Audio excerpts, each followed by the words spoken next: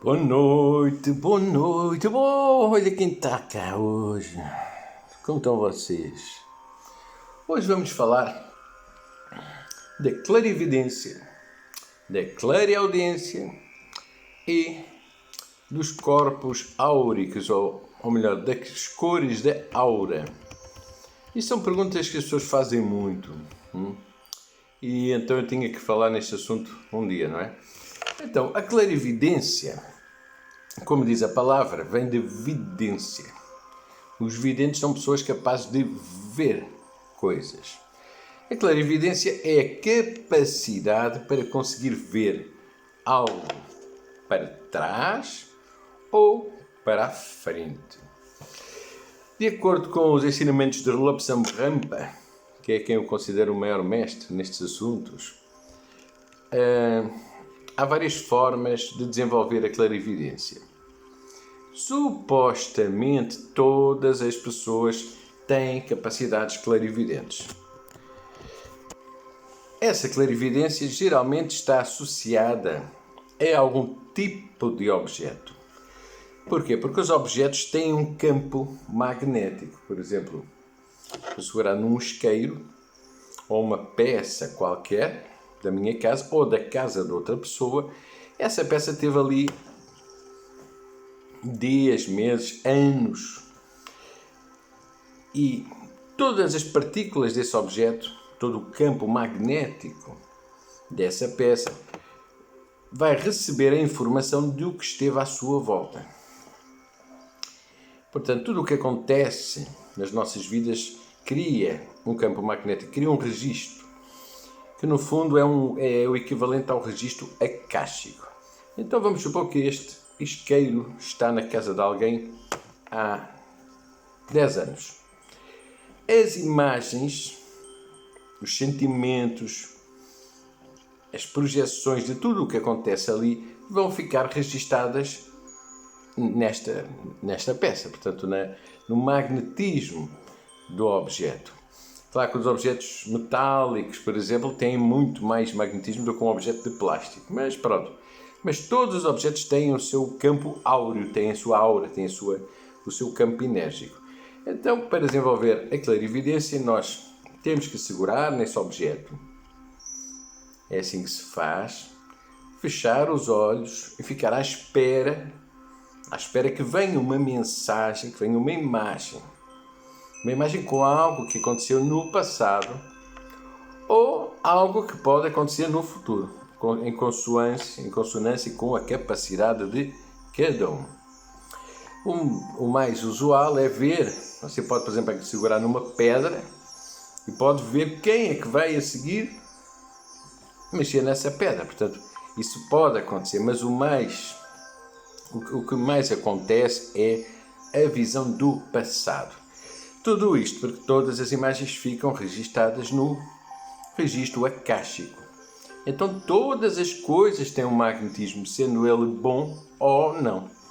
Nós, por exemplo, podemos magnetizar uma pedra para ficar com poder de cura, se as energias forem positivas. Podemos magnetizar a água para ficar água benta, para ficar purificada.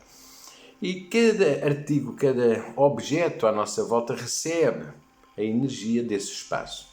Então o clarividente vai segurar num objeto, vai fechar os olhos e vai fazer um exercício para desenvolver a sua própria clarividência. Vai fechar os olhos e tentar ver uma imagem.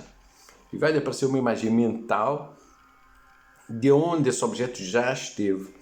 Quem mexeu no objeto, algo que aconteceu durante a existência desse objeto.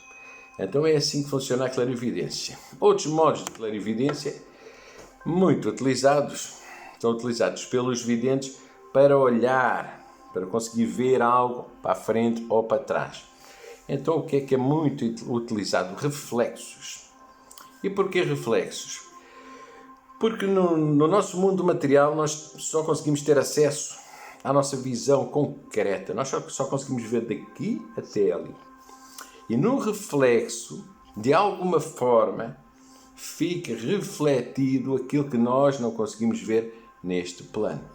Então, uma das outras formas de praticar a clarividência é olhar para um espelho ficar a fixar um espelho diferente, até que as imagens à volta da pessoa, à volta do que você está a ver, se comecem a dissipar e vão-se formando outras imagens.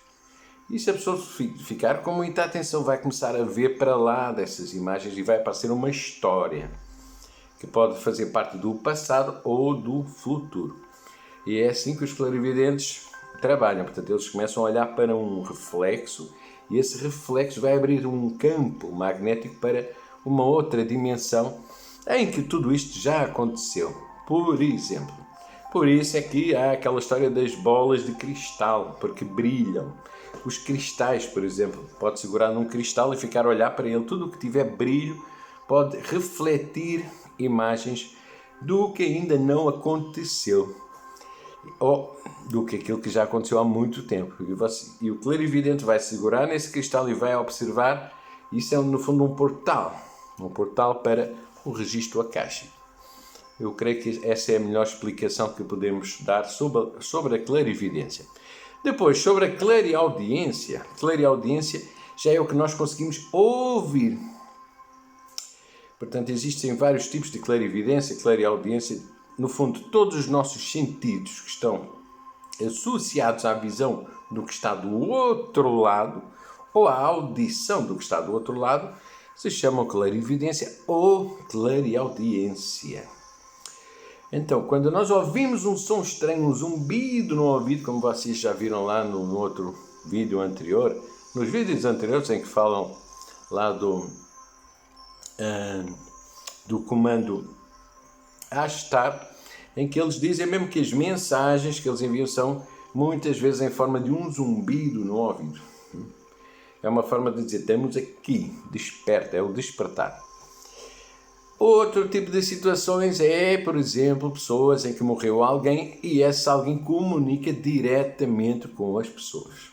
Pode falar baixinho, pode falar alto, ao ouvido. Isso acontece quando a vibração do outro que morreu for muito parecida com a vossa. Então, ele consegue comunicar por causa disso, porque cria-se uma interligação.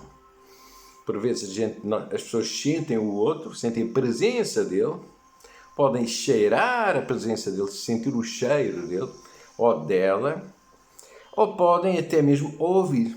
Isso não é constante, mas consoante desenvolvemos estas propriedades, os nossos canais para com o outro lado, no fundo é como se estivéssemos a fazer uma chamada telefónica daqui para a América.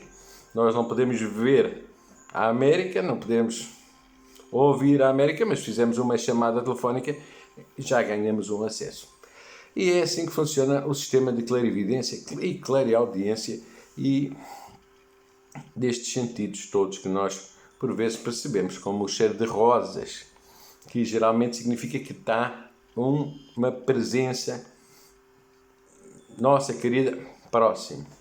Eu às vezes entro em casa e sem eu pôr nunca perfume em casa, a minha casa cheira a rosas. Então já sei que tiveram cá, não sei quem foi, mas com certeza que foi alguém de bem.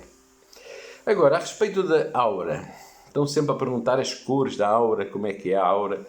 A aura é algo que o ser humano não vê assim facilmente, geralmente. E a aura é composta por 7 níveis diferentes, 7 camadas diferentes de aura. Cada um dos corpos que existem ao redor do corpo físico tem a sua própria frequência. Nós temos o equivalente a 7 auras à nossa volta. E esses corpos estão interligados e afetam um ao outro, além de afetarem os sentimentos, emoções, pensamentos e a saúde da pessoa também. Portanto, um estado de desequilíbrio em um dos corpos leva a um estado de desequilíbrio nos outros, que é como eu já tinha falado, quando nós não estamos bem de espírito, não ficamos bem de corpo, não é? Então, vamos falar um bocadinho dos corpos áureos, que são essas auras que estão à nossa volta. Um é a aura vital. É o primeiro corpo. Serve para captar e armazenar a força da vida. Outro é a aura física. Esta serve para o contacto com o mundo material. Outro é a aura astral, que projeta as nossas emoções e sentimentos. Outra é a aura mental, que projeta pensamentos e crenças. Tudo o que pensamos vai surgir nessa terceira aura. Tudo o que sentimos na aura mental.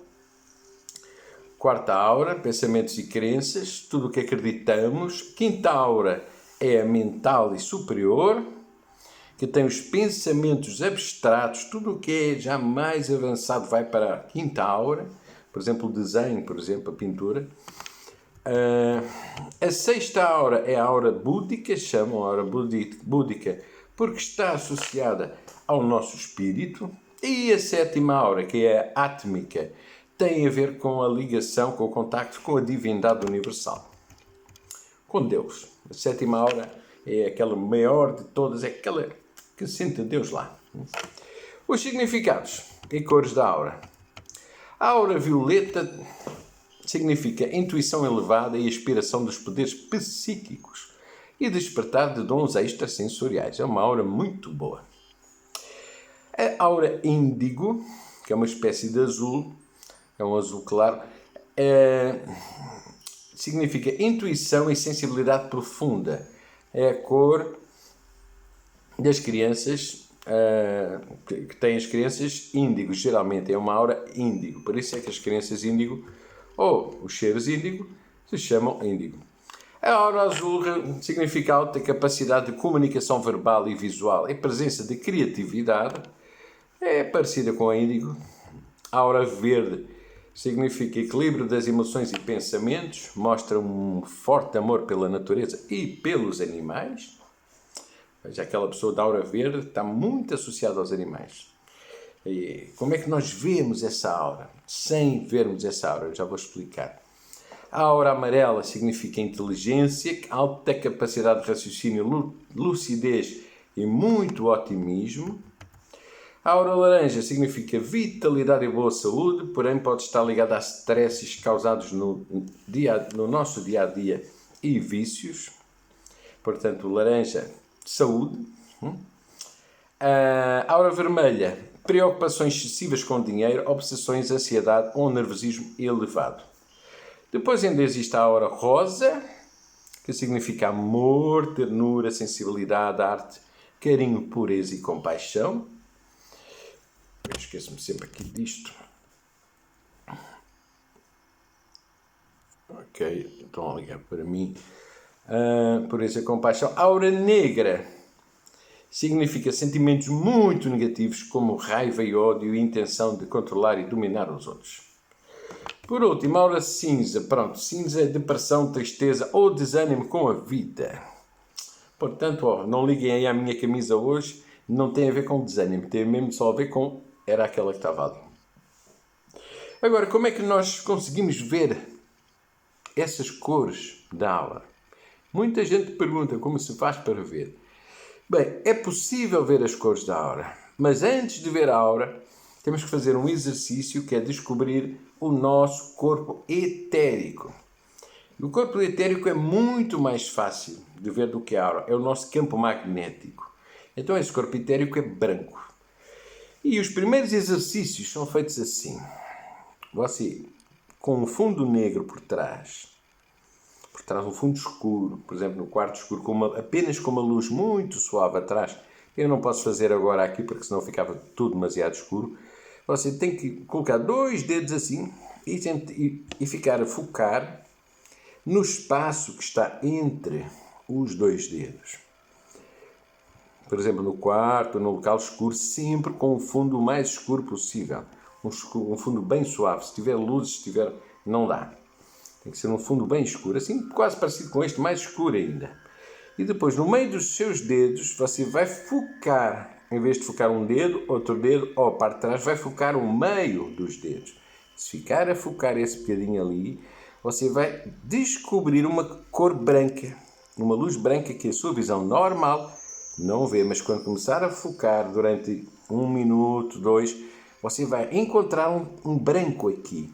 E depois, quando afastar os dedos, você vai ver que essa cor branca, que é uma energia, vai se mover como se fosse uma goma. E depois, quando continuar a afastar os dedos e a aproximar, vai ver essa luz a mexer-se. E depois você pode continuar a fazer exercícios com as mãos até.